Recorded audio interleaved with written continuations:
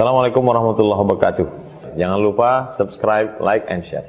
مولاي صل وسلم دائما أبدا على حبيبك خير الخلق كلهم مولاي صل وسلم دائما أبدا على حبيبك خير الخلق كلهم.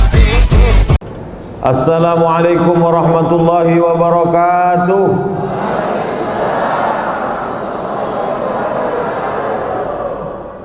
Alhamdulillahi wa kafa wa salatu wa salamu ala al-habibil mujtaba wa ala alihi wa ashabihi ahli sidqi wal wafa. Subhanaka la ilma lana illa ma 'allamtana innaka antal alimul hakim. Rabbi shrah li sadri wa yassir li amri wahlul 'uqdatam min lisani yafqahu qawli. Para asatis tak dapat saya sebut satu persatu.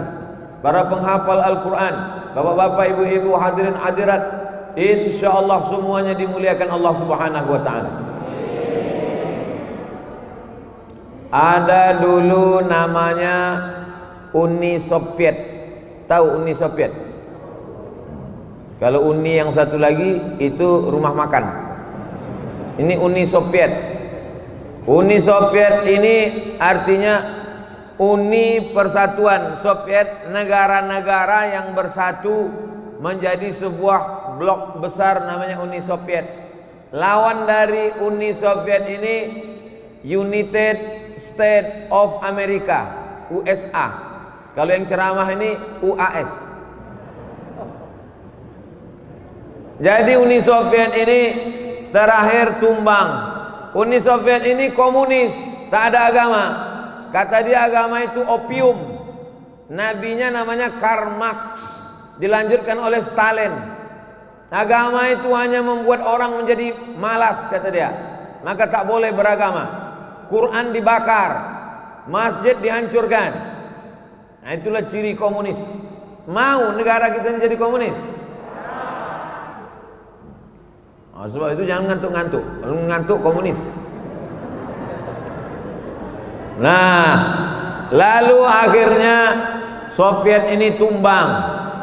Tumbanglah Soviet ini, presiden terakhirnya namanya Gorbachev. Siapa namanya? Gorbachev. Ada juga kawan kita dari Jawa Barat namanya Cecep Gorbachev, bukan yang itu. Ini yang Gorbachev asli. Digantikan oleh Boris Yeltsin. Negaranya berubah, tidak lagi Uni Soviet, nama negaranya Rusia. Itulah sekarang yang dipimpin oleh Vladimir Putin. Merdekalah negara-negara yang dulu dijajah Uni Soviet itu. Uzbekistan, Tajikistan, Kirgistan, Afghanistan, Kazakhstan, pokoknya yang tan-tan-tan itulah ujungnya. Apa yang terjadi? Heran. Apa yang diherankan? Ternyata negara yang dijajah oleh Uni Soviet bertahun-tahun itu lahir penghafal-penghafal Al-Quran. Di mana mereka ngapal Quran? Sekolah tahfiz Quran tak ada. Ulama-ulama dibunuh, Quran dibakar. Di mana kenapa bisa lahir penghafal Quran? Diteliti. Rupanya anak-anak itu menghafal Quran di bawah rumah. Malam-malam rumah itu digali, semennya dihancurkan, digali pasirnya dibuang, ditutup pakai papan, ditutup pakai karpet di atas. Anak-anak itu menghafal Quran di bawah rumah. Gelap. Karena mereka menghafal Quran bukan nengok Quran, tapi mereka menghafal Quran mendengar suara. Sebagaimana Nabi bisa tak baca Quran? Mana bisa? Nabi buta huruf. Nabi tak bisa baca Quran. Dari mana Nabi bisa ngapal Quran? Nabi tidak ngapal Quran membaca Quran, tapi Nabi mendengar suara. Makanya jangan heran kalau ada anak umur 5 tahun bisa hafal. Dari mana dia baca? Dia tak baca, dia mendengar suara. Nabi mendengar suara Jibril, sahabat mendengar suara Nabi, tabi'in mendengar suara sahabat, tabi'in mendengar suara tabi'in, sampailah ke guru-guru kita. Karena Al-Quran itu bukan tulisan, tapi suara. Alif Lam Mim Shad. Suara. Karena kalau dibaca tak suara, itu kan suara, bukan tulisan. Kalau tulisan ala maso. Alif Lam Mim. Ada disuruh tulis Lam Mim, ada rumahnya? Mana ada? Yang ada di situ kan alama. Alif Lam Mim. Makanya orang kalau tidak berguru, tak mendengar suara, pasti salah membaca Al-Quran. Kiai Haji Tengku Zulkarnain belajar Quran mana? Kepada Syekh Azra'i Abdul Rauf.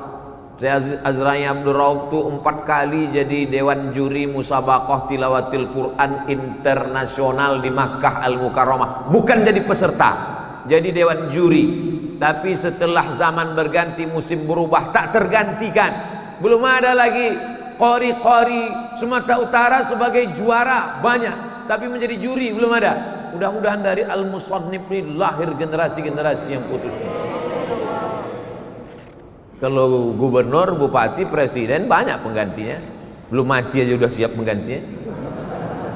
Tapi kalau ulama, meninggal Tuan Syekh Azra'i Abdul Rauf tahun 1993. Sekarang sudah 2020. 27 tahun yang lalu belum tergantikan sampai sekarang. Siap menjadi penggantinya? Dari bunyinya mungkin karena belum makan siang. Masya Allah, tabarakallah. Ternyata orang menghafal Quran itu di dalam kamar, ditutup pakai karpet, gelap, hanya mendengar suara. Al-yawma nakhtimu ala afwahihim wa tukallimuna aydihim wa tashhadu arjuluhum bima kanu yaksibun. Didengar oleh murid, akhirnya tiap hari diulang, hafal dia. Ketika tumbang komunis, merdeka negara, penghafal Quran muncul. Janji Allah Subhanahu wa taala, inna nahnu nazzalna dzikra wa inna lahu lahafizun. Ayat yang paling banyak taukidnya dalam Al-Quran. Satu ayat pendek 5. Inna nahnu nazzalna wa inna lahafizun. 5 taukid dalam satu ayat. Mengapa Allah sebut dia kami di situ? Allah itu banyak apa satu? Satu. Qul huwallahu Allahu Somad, itu nama Allah. Qul huwallahu ahad. Allah itu satu, esa tunggal tak berbilang. Tapi dalam masalah Quran, Allah katakan kami. Bukan Allah itu banyak, dia satu. Allah berkata kami. Apa maksud Allah? Aku dan anak-anak ini akan menjaga Al-Quran sampai hari kiamat. Aku, kata Allah, dan orang yang mendirikan sekolah rumah tahfiz Quran. Disandingkan Allah, dia dengan orang-orang yang peduli pada Al-Quran. Abdul Somad masuk? Masuklah. Masa udah 3 tanda tangan tak masuk juga? Kalau Ustadz Tengku Zulkarnain pasti. Kenapa? Karena dia wasekjen, bukan MUI provinsi, bukan kabupaten, pusat. Tuan guru banyak santrinya Abdul Somad. Maka untuk menaikkan Abdul Somad ini disuruh dia tanda tangan. Nanti kalau mau masuk, malaikat bertanya, pernah kau jadi pejabat MUI? Tak pernah. Ada pesantren kau punya santri? Tak ada. Kalau gitu cemana kau masuk surga? Ada tanda tanganku, bilang.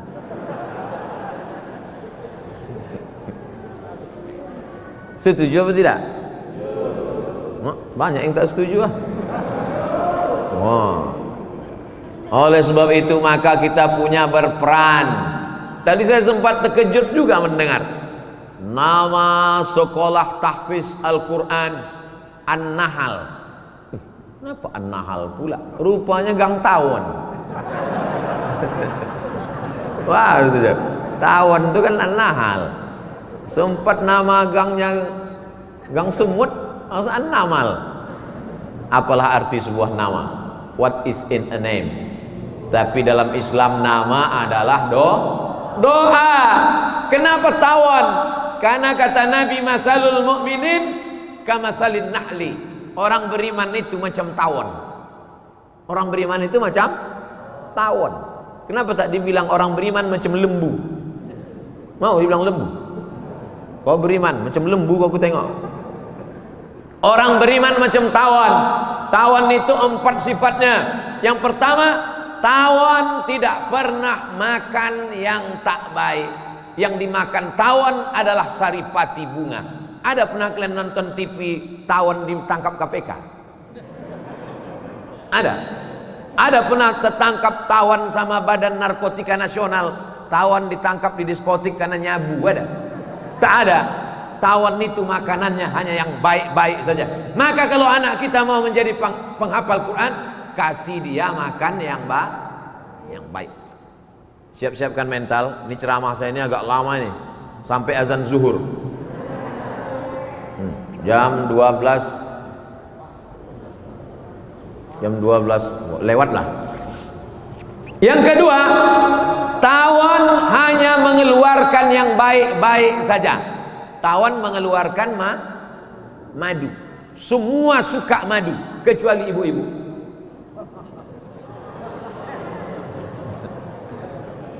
Makanya kalau mau ngetes madu itu asli apa tak asli, bawa ke rumah. Kalau marah ibu itu asli. Tawon hanya mengeluarkan madu, yang lain mengeluarkan kotoran. Satu-satunya yang mau dimakan orang keluar dari perut hewan, itulah dia madu asli. Yang ketiga, tawon tidak pernah hinggap di ranting sampai patah, sampai terbelah. Tak ada. Tawon hanya membuat rumah di batang kayu tualang, lebih besar daripada tiang Masjid Al-Musannif. Disitulah tawon membuat sarang. Pernah kalian tengok tawon hinggap sampai patah ranting? Ada? Tak ada, kecuali tawonnya sebesar gajah, lalu dia patah. Yang keempat, tawon tidak pernah mengganggu orang. Tapi kalau kau ganggu, sampai ke Sungai Delhi kau dikejarnya. Jangankan di Pondok Gelugur, jangankan di Gelugur bypass, sampai masuk kau ke Sungai Delhi, dikejarnya, ditunggunya kau mengambil nafas. Begitu kau muncul, apa kepala.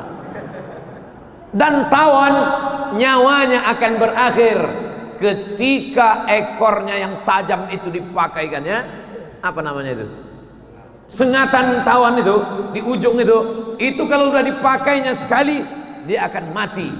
Karena tawon punya prinsip hidup mulia atau mati syahid. Tawon tahu kalau sudah dipakainya itu sekali, maka orang akan mati. Kalau sudah dipakainya sekali, dia pun akan mati. Tapi dia tak takut mati. Gimana? Siap jadi tawon? Tak ada yang takut. Itu sifat orang beriman. Oleh sebab itu maka generasi-generasi ini, benteng terakhir menyelamatkan anak-anak ini adalah tahfiz Al-Quran. Setuju? Yang tak setuju ku kasih tahu sekarang. Ibu sayang sama anak, disuruh dia pergi sekolah, cabut dia, dibelinya lem, dihisapnya lem, error. Ikut dia mabuk sama kawannya, beli sabu-sabu mahal, dibelinya premium, mabuk. Yang satu tuh agak lain mabuknya, mabuk solar. Bisa Bapak Ibu mengontrol anak-anak kita 24 jam di luar rumah? Bisa?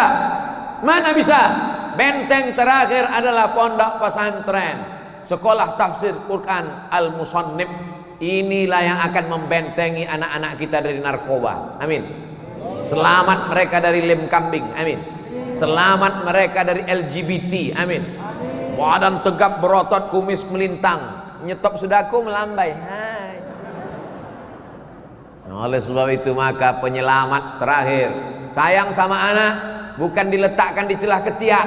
Sayang sama anak, tinggalkan dia di pondok tahfiz, tinggalkan dia di pondok tahfiz Al-Musannif, tinggalkan dia di rumah tahfiz. Nah, kutinggalkan kau ke sini.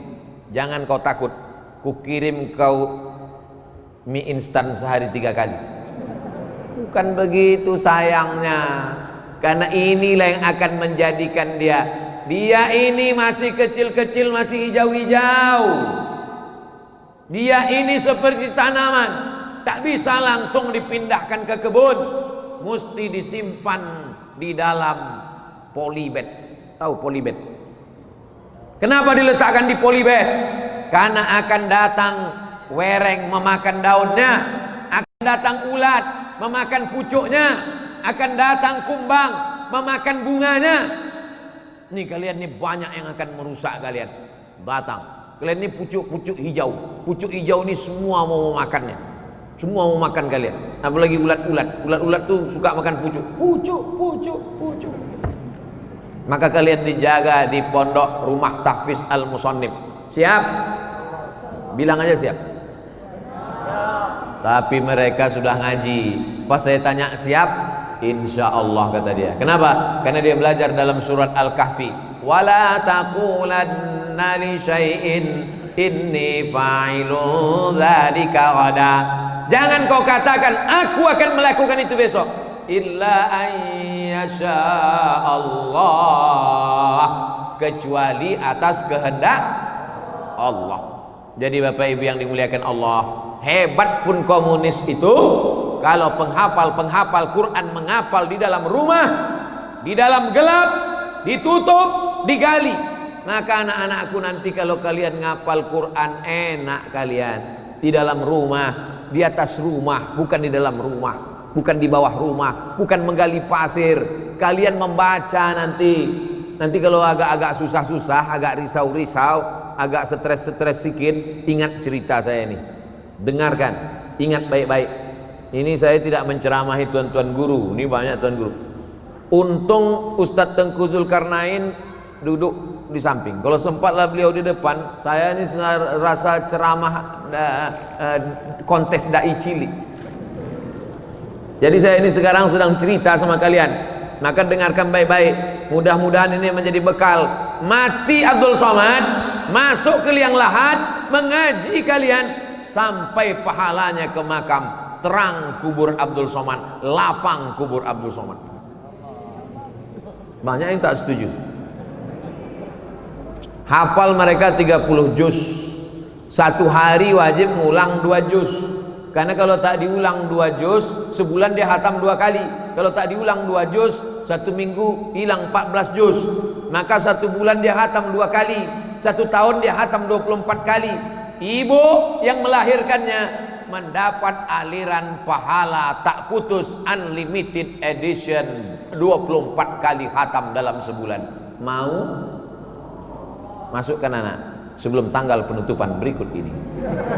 Untuk angkatan pertama apa boleh buat taik kambing bulat-bulat? Tak bisa lagi karena sudah tutup. Tapi yang lain-lain ini juga menjadi contoh model. Video ceramah ini akan di-share ke seluruh dunia. Hai kalian yang punya banyak rumah, berapa rumah kau? 4 pak. Orang rumah tetap 1. Kau wakafkan 1, buat situ rumah tahfiz Quran. Hari ini kita resmikan rumah Pondok Tahfiz Al-Musannif, Pondok Tahfiz An-Nahal. Kita bermimpi di masa akan datang 2020, 2030 akan terwujud rumah tahfiz Al-Musannif 1, Al-Musannif 2, Al-Musannif 3, Al-Musannif 4 sampai Al-Musannif 1000 dari Sabang sampai Papua insyaallah. Siapa yang buat Pak Ustaz? Kalian lah. Tamat kalian. Habis itu nanti masuk SMP, SMA, kuliah, S1, S2, S3, S-Cendol, S-Teler, Profesor, Doktor. Habis itu berhasil kalian. Cita-cita pertama sebelum mati, buat rumah tahfiz, buat rumah tahfiz, buat rumah tahfiz, buat rumah tahfiz. Menggurita dia, semakin banyak dia, maka selamatlah Medan, selamatlah Sumatera Utara. Sumatera Utara akan tetap menjadi baldatun thayyibatun wa rabbun ghafur. Tapi kalau tidak, kau dari mana kata orang? Dari Medan. Hah? Medan, masuklah engkau dalam api neraka kata dia. Dia Tapi ketika dia tahu dari mana? Medan. Oh, yang ada sekolah tahfiz Al-Musannif itu ya. Oh, yang ada pondok tahfiz An-Nahal itu ya. Oh, yang anaknya berprestasi menang juara 1 di Makkah itu ya. Dari mana kau? Dari Medan. Bangga kita. Bangga apa tak bangga? Bangga. Bapak ibu yang punya duit banyak, rumah megah mewah, kalau mati meninggal dunia, rumahnya dibawa mati apa tinggal? Tinggal, diambil sama ahli waris. Tapi ada rumah yang tetap kekal abadi, rumah yang tetap mengalir pahalanya. Rumah yang mana? Rumah yang dijadikan rumah tahfiz. Mobil banyak, kalau mati mobilnya dibawa atau tinggal? Tinggal. Rumah mana yang dibawa? Mobil mana yang dibawa?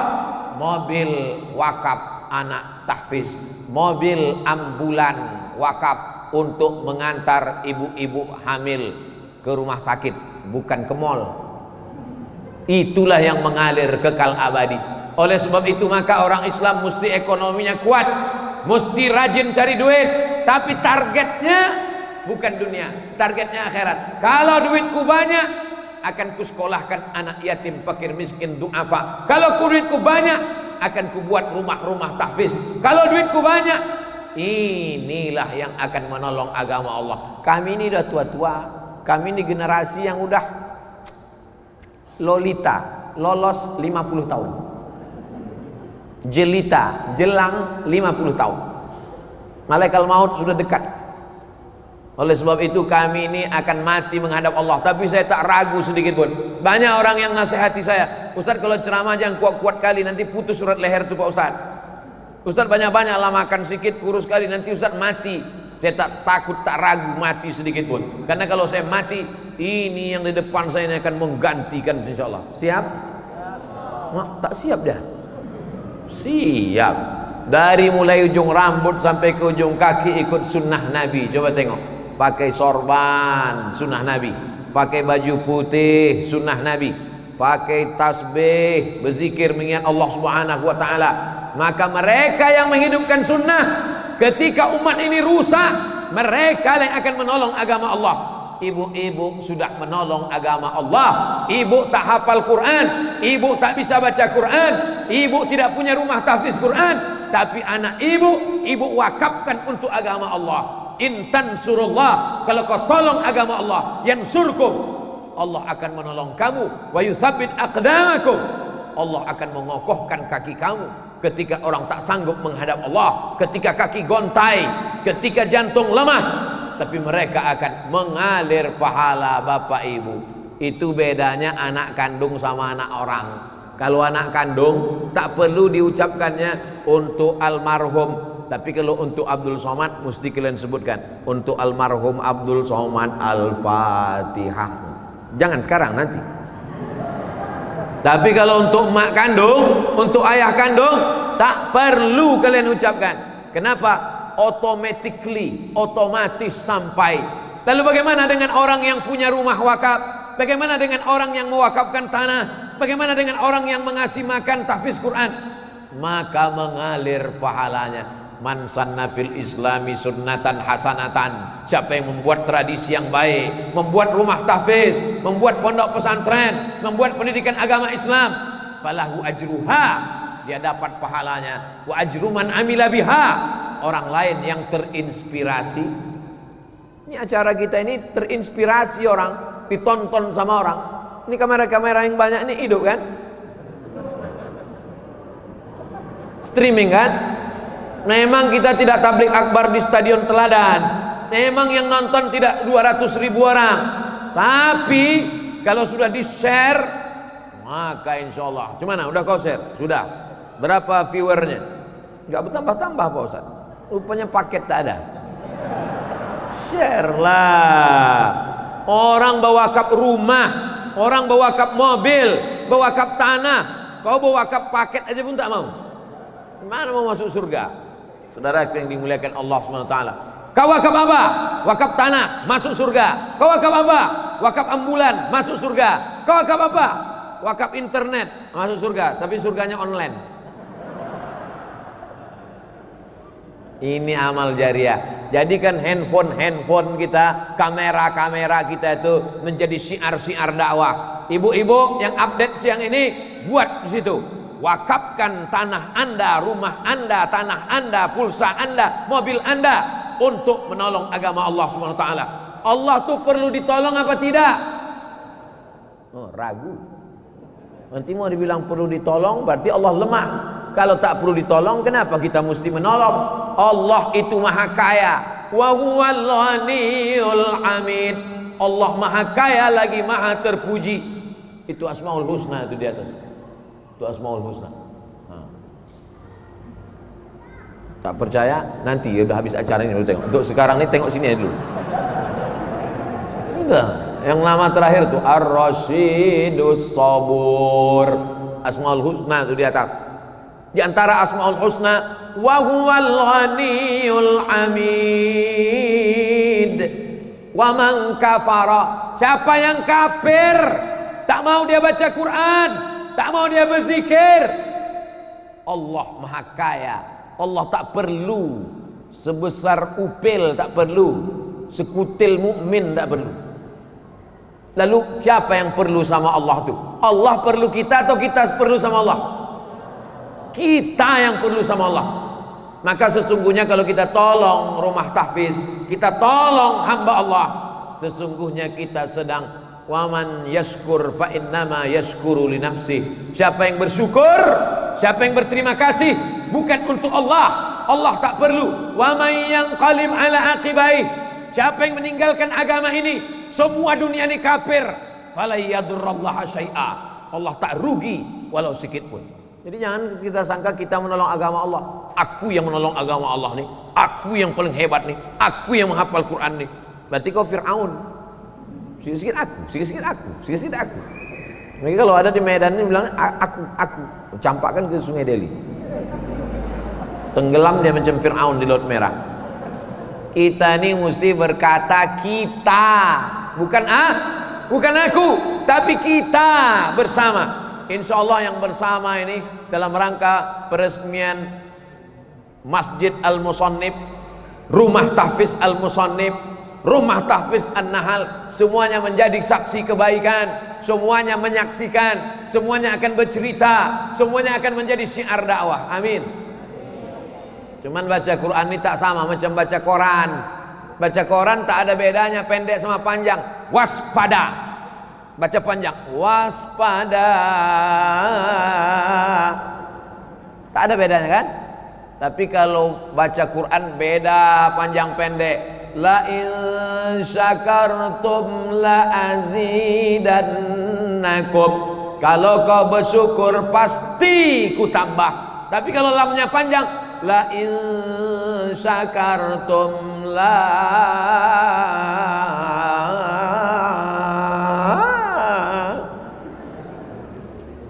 in syakartum la azidannakum. Kalau kau bersyukur tak ku tambah. Gara-gara pendek, panjang pendek. Beda panjang sama pendek. Barit sama barit beda. Barit dingin, barid pos. Jauh tuh dingin sama kantor pos. Oleh sebab itu baca Quran mesti ada panjang pendeknya. Rubbatalil Quran wal Quranu yal'anu. Berapa banyak orang baca Quran dilaknat oleh Quran. Kenapa dilaknat Quran? Karena bacaan pendeknya tak betul. Alhamdulillah Pak Ustaz, saya tak pernah dilaknat Quran. Kenapa? Tak pernah saya baca Quran. Bacalah. Tapi tak bisa langsung baca. Mesti dengar dulu. Macam mana nun mati berjumpa dengan qab. Min qab. Ada qalqalah sughra, ada qalqalah kubra. Ya ayyuhalladzi. Ujung lidah di ujung gigi. Ladzi. Waktu kecil-kecil ni lah belajar. Jangan nanti waktu belajar, ibu-ibu letakkan ujung lidah di ujung gigi ya. Allazi. Permisi Pak Ustaz, mau kemana Bu? Jemput gigi ke rumah. Nah, oleh sebab itu maka jangan tersinggung.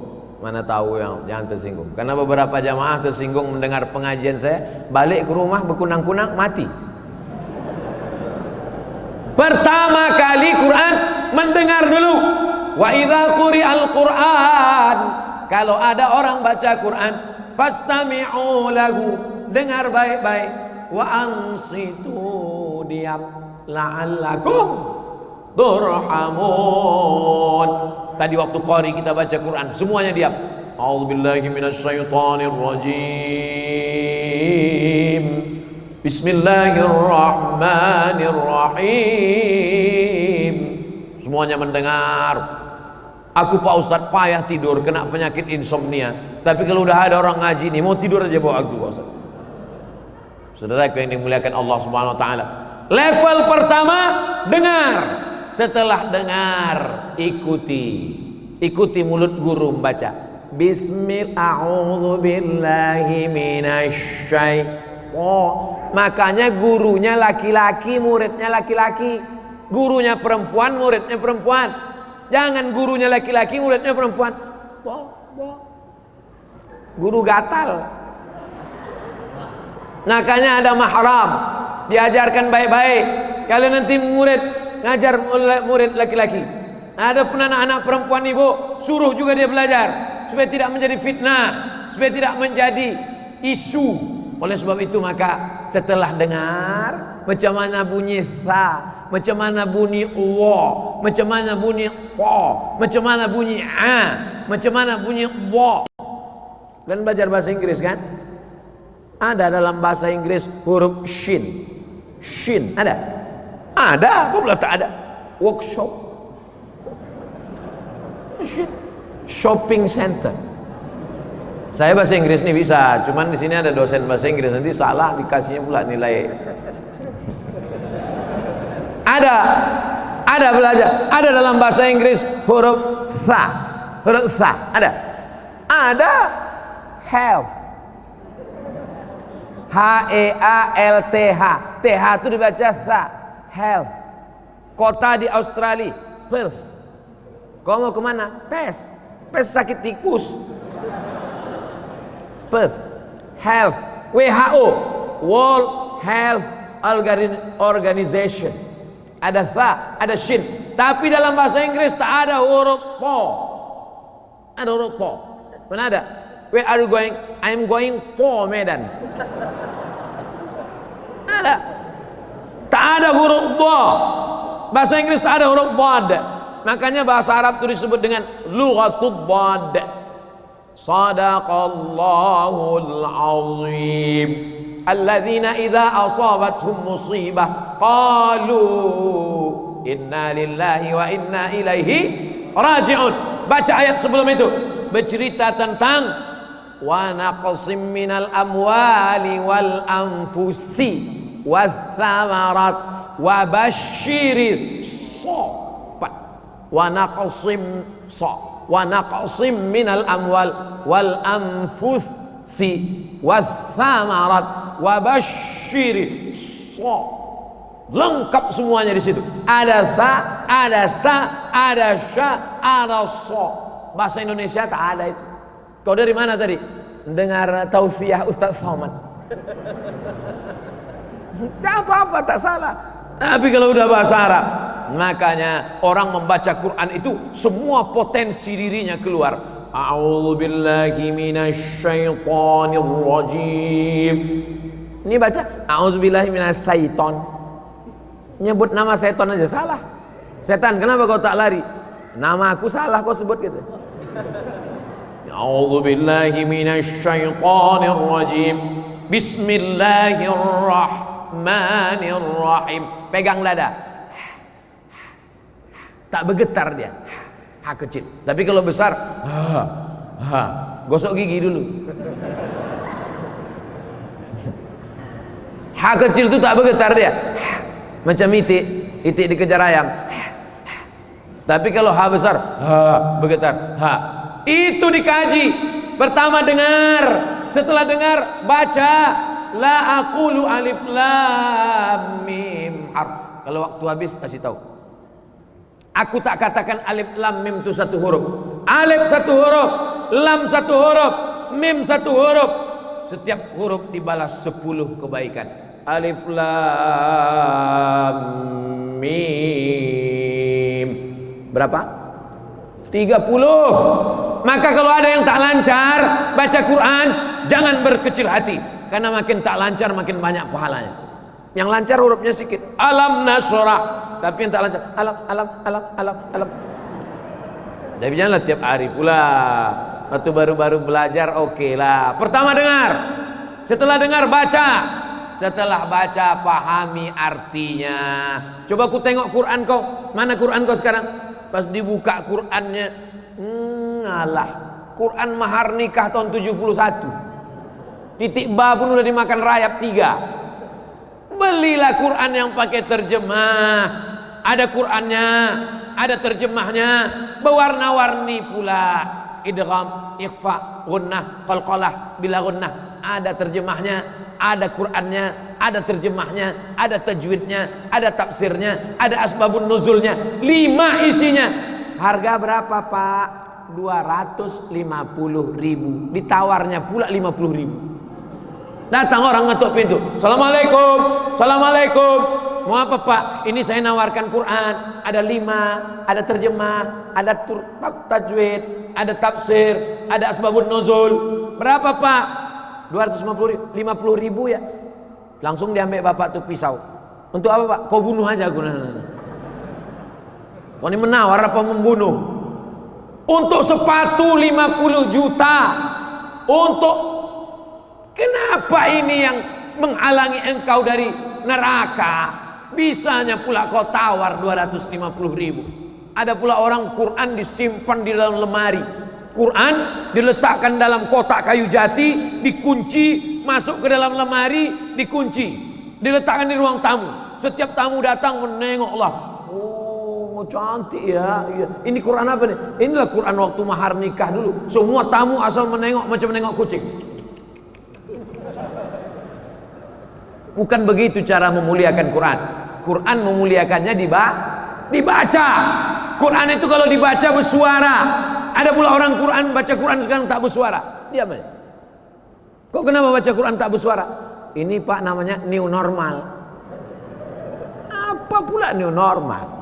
Baca Quran bersuara. Ada jin-jin yang mendengar bacaan Quran itu. Bisa tak jin itu mendengar bacaan Quran? Bisa. Buka surat Al-Jin juz 29. Qul uhiya ilayya annahu istama'a nafarum minal jin. Ada sekelompok jin mendengar Nabi Muhammad baca Quran. Apa kata jin itu waktu mendengar Nabi baca Quran? Inna sami'na Qur'anan ajaba. Kami dengarkan bacaannya ajaba, ajib, amazing, menakjubkan, luar biasa. Jin-jin mendengar bacaan Quran. Ada jin Islam. Oleh sebab itu maka Al-Quran setelah didengar, dibaca, dipahami maknanya, diamalkan dalam kehidupan. Al-Quran sudah ditulis jadi kaligrafi yang indah luar biasa. Tengoklah ini. Saya dari tadi menengok kaligrafi ini, Masya Allah, kaligrafi luar biasa. Al-Quran dilantunkan dengan suara. Bayati, Soba, Sika, Nahawan, Jaharka.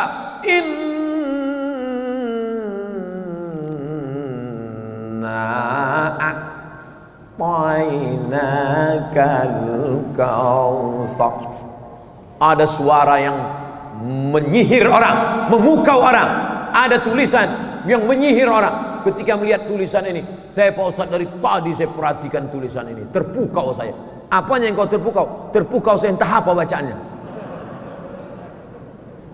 Oleh sebab itu Quran ini luar biasa. Begitu dia ditulis, tangan membuat masuk surga. Begitu dia dibaca, mata mendapatkan rahmat. Begitu dia mendengar, telinga mendapatkan rahmat. Begitu dia dibaca, maka hati menjadi tenang. Stres, depresi, buka Quran, baca. A'udzubillahi minasyaitonirrajim. Bismillahirrahmanirrahim. Wa ma Muhammadun illa rasul qad khalat min qablihi ar-rusul afa imma ta'aw qutilan qalabtum ala aqabikum wa man yanqalib ala aqibaihi falan yadurrallaha syai'a wa sayajzillahu syakirin. Mudah-mudahan anak-anak kita menjadi para penghafal Quran. Mudah-mudahan kita semua menjadi orang yang melayani Al-Quran. Mudah-mudahan Allahumma arhamna bil Quran. Allahumma arhamna bil Quran waj'alhu lana imaman wa nuran wa hudan wa rahmah. Allahumma dzakkirna minhu ma nasina wa 'allimna minhu ma jahilna warzuqna tilawatahu ana al-laili rafan nahar waj'alhu lana hujjatan ya rabbal alamin. Allahumma arhamna bil Quran, rahmati kami berkat kemuliaan Al-Quran. Kalau kayu itu ditulis jadi Quran, kayu itu menjadi haram dipegang kalau orang tidak berwudu. Kertas itu kertas biasa saja, tapi ketika ditulis ayat Quran, haram dia dibawa oleh orang yang sedang junub. La yamassuhu illal mutahharun. Malam itu malam yang biasa saja, malam sama macam malam yang lain. Tapi begitu turun Quran di malam itu, maka berubah malam itu menjadi malam Lailatul Qadar. Azan. Masya Allah. Ternyata kalau kita ceramah di depan para ahli-ahli Al-Quran, cepat waktu berlalu. Pas saya ceramah di Pantai Jompo, lama kali terasa. Terima kasih segala perhatian. Mohon maaf segala kekhilafan. Mohon maaf Ustadz Tengku Zulkarnain, Ustadz Zulfikar Hajar, para asatiz. Mohon maaf banyak tutur kata saya tak tepat, tak berkenan di hati, menyinggung perasaan. A'udzubillahi minasyaitonirrajim. Bismillahirrahmanirrahim. Alhamdulillahirabbil alamin arrahmanir rahim maliki yaumiddin. Iyyaka na'budu wa iyyaka nasta'in. Ihdinas siratal mustaqim. Siratal ladzina an'amta 'alaihim ghairil maghdubi 'alaihim waladdallin. Amin. Allahumma ij'al abana'ana wa banatina min huffazil Qur'an wal hafizat. Jadikan anak-anak kami menjadi para penghafal Quran ya Allah. Wahfazhum min kulli su' wa syarr. Jaga mereka dari segala perbuatan keji dan mungkar. Allahumma dafa'na al-wala wal waba wal fahsya wal riba wal zina wal munkar. Jaga Medan, jaga Sumatera Utara dari malapetaka, bencana, riba, zina, narkoba, perbuatan keji dan mungkar. Allahumma ja'alna minal ladzina yastami'una al-qawla fayattabi'una ahsana.